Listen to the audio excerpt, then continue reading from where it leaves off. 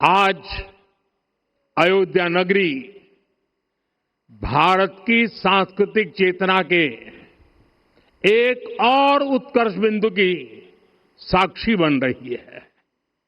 आज संपूर्ण भारत, संपूर्ण विश्व राममय है।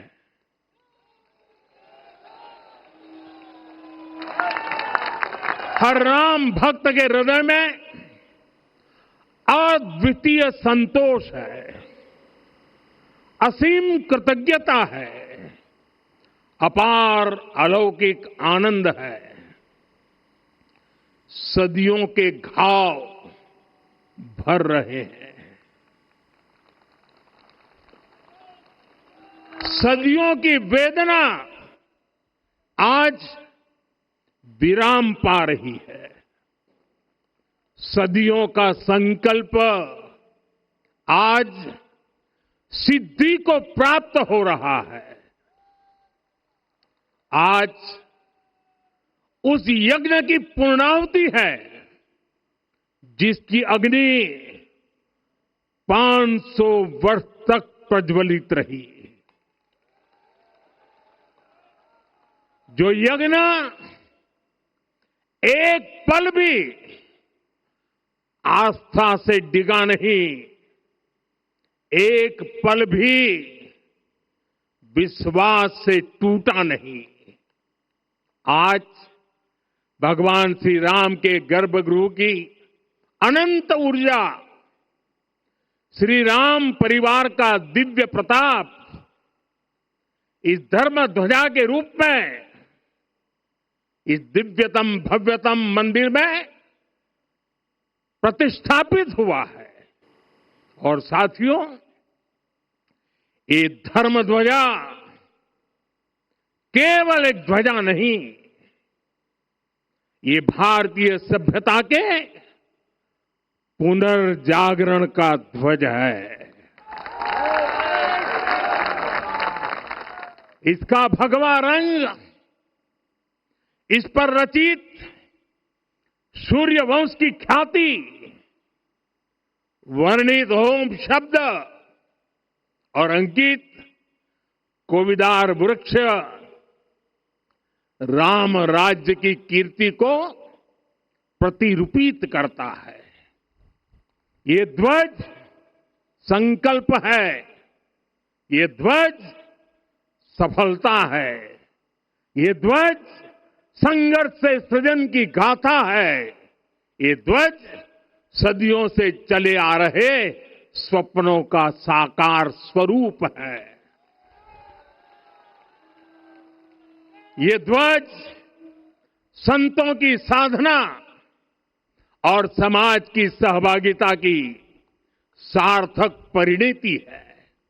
साथियों, आने वाली सदियों और सहस्त्र शताब्दियों तक ये धर्म ध्वज प्रभु राम के आदर्शों और सिद्धांतों का उद्घोष करेगा।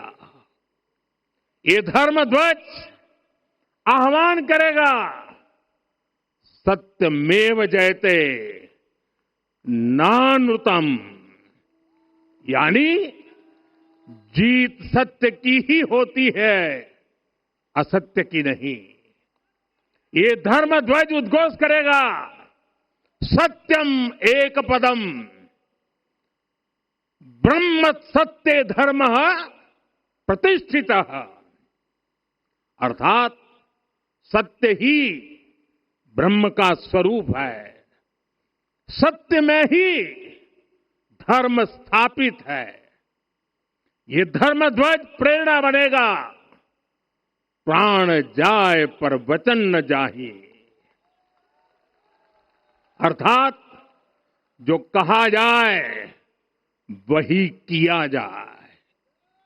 ये धर्म ध्वज संदेश देगा, कर्म प्रधान विश्व रची राखा, अर्थात विश्व में कर्म और कर्तव्य की प्रधानता हो। ये धर्म ध्वज कामना करेगा, बैर न विग्रह आस न त्रासा, सुखमय ताहि सदा सब आशा। यानी भेदभाव, पीड़ा, परेशानी से मुक्ति, समाज में शांति और सुख हो, ये धर्म ध्वज हमें संकल्पित करेगा। नहीं दरिद्र कोउ दुखी न दीना। यानी हम ऐसा समाज बनाएं जहां गरीबी न हो, कोई दुखी या लाचार न हो। साथियों, हमारे ग्रंथों में कहा गया है, आरोपितम ध्वजम दृष्ट्वा, ये अभिनंदनित धार्मिका ते अपि सर्वे प्रमुच्यते महापातक कोटि भी। यानी जो लोग किसी कारण मंदिर नहीं आ पाते और दूर से मंदिर के ध्वज को प्रणाम कर लेते हैं, उन्हें भी उतना ही पुण्य मिल जाता है।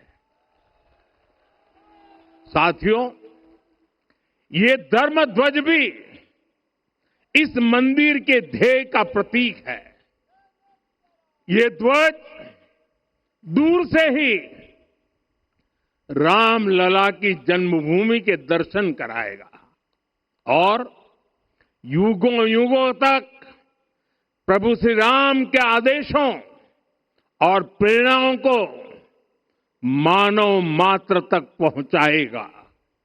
साथियों, मैं संपूर्ण विश्व के करोड़ों राम भक्तों को इस अविस्मरणीय क्षण की, इस अद्वितीय अवसर की हार्दिक शुभकामनाएं देता हूं। मैं आज उन सभी भक्तों को भी प्रणाम करता हूं, हर उस दानवीर का भी आभार व्यक्त करता हूं जिसने राम मंदिर निर्माण के लिए अपना सहयोग दिया।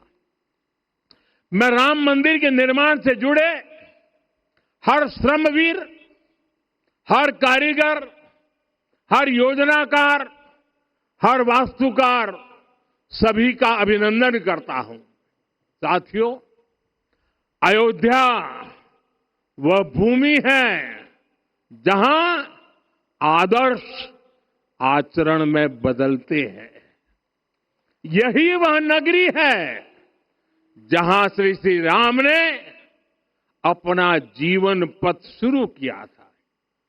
इसी अयोध्या ने संसार को बताया कि एक व्यक्ति कैसे समाज की शक्ति से, उसके संस्कारों से पुरुषोत्तम बनता है। जब श्री राम अयोध्या से वनवास को गए तो वे युवराज राम थे, लेकिन जब लौटे तो मर्यादा पुरुषोत्तम बनकर के आए और उनके मर्यादा पुरुषोत्तम बनने में महर्षि वशिष्ठ का ज्ञान, महर्षि विश्वामित्र की दीक्षा, महर्षि अगस्त्य का मार्गदर्शन, निषाद राज की मित्रता, मां शबरी की ममता, भक्त हनुमान का समर्पण, इन सब की अनगिनत ऐसे लोगों की महत्वपूर्ण भूमिका रही है। साथियों, विकसित भारत बनाने के लिए भी समाज की इसी सामूहिक शक्ति की आवश्यकता है। मुझे बहुत खुशी है कि राम मंदिर का दिव्य प्रांगण भारत के सामूहिक सामर्थ्य की भी चेतना स्थली बन रहा है। यहां 7 मंदिर बने हैं।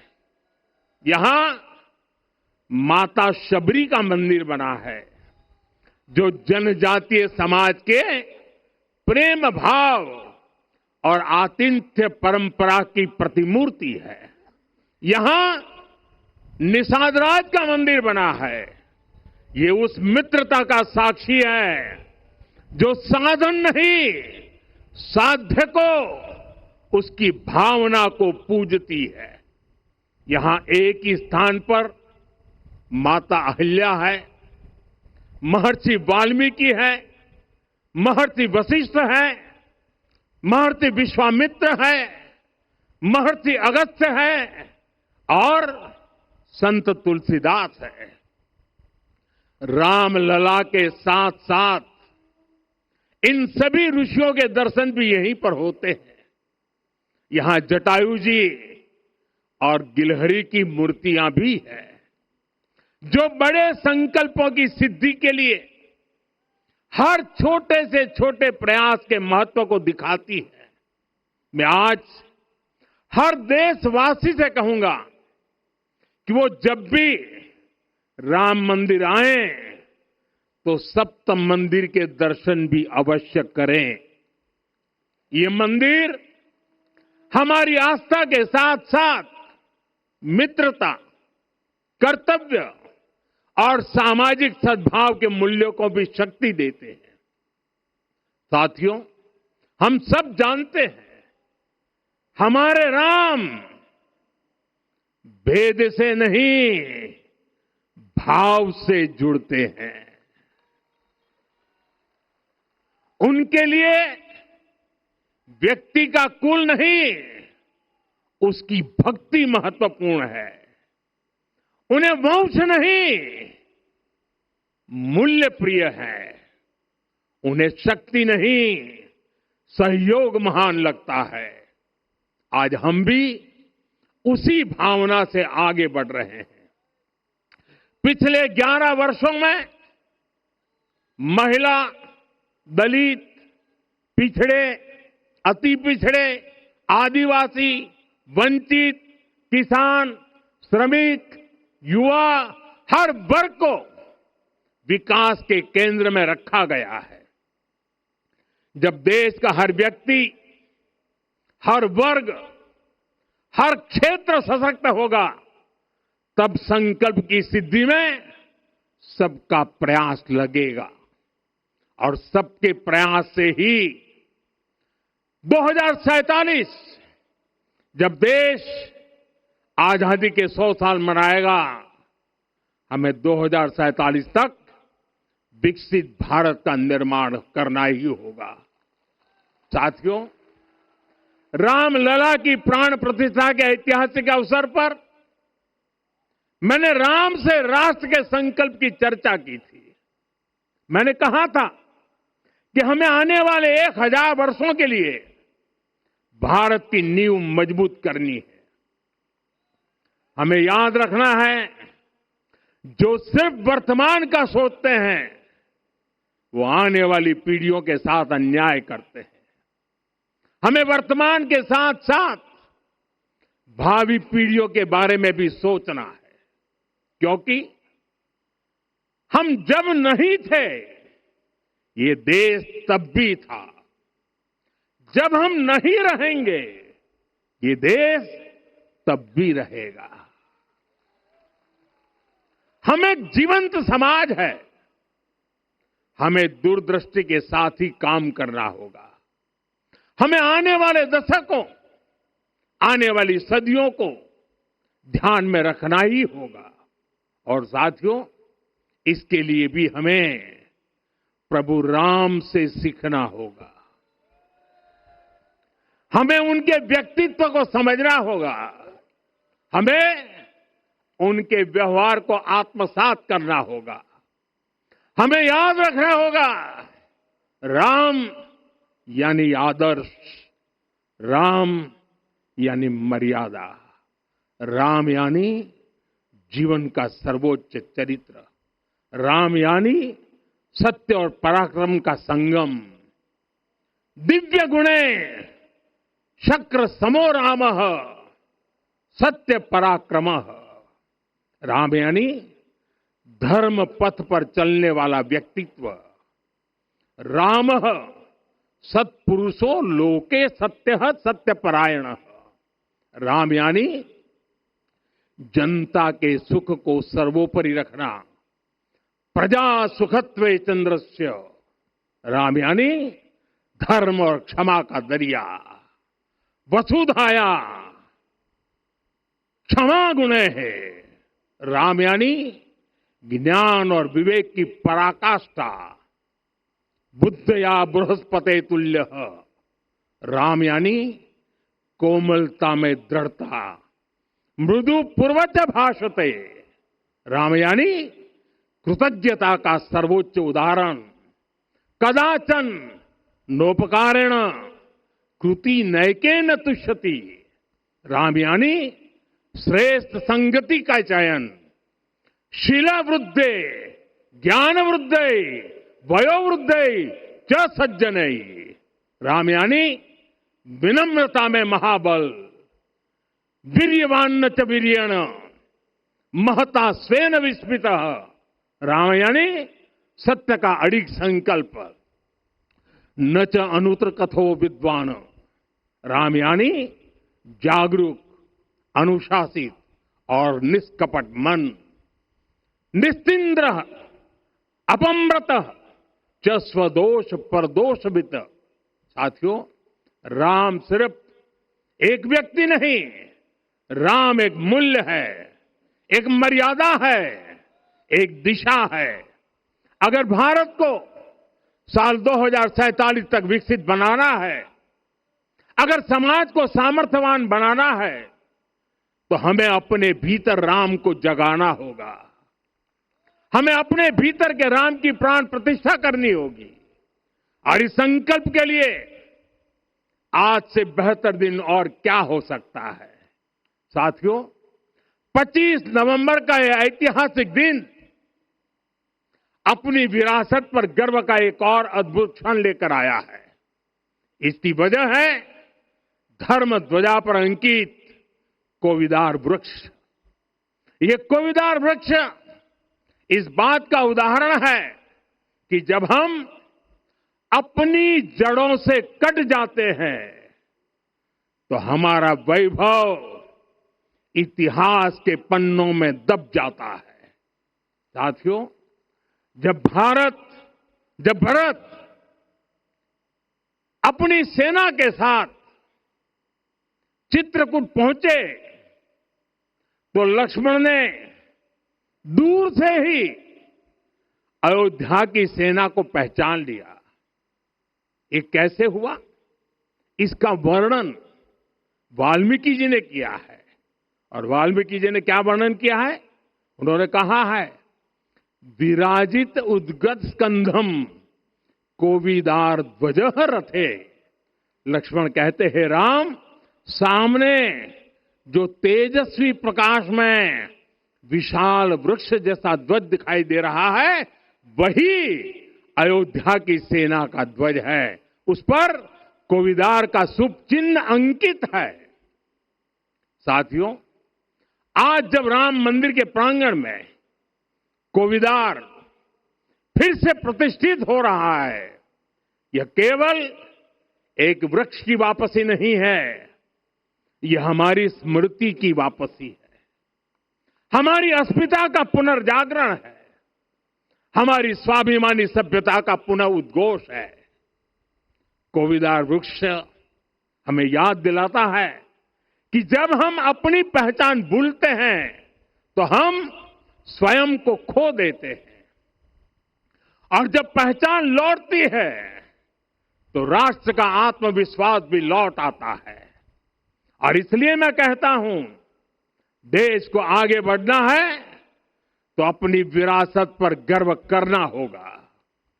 साथियों, अपनी विरासत पर गर्व के साथ साथ एक और बात भी महत्वपूर्ण है, और वो है गुलामी की मानसिकता से पूरी तरह मुक्ति।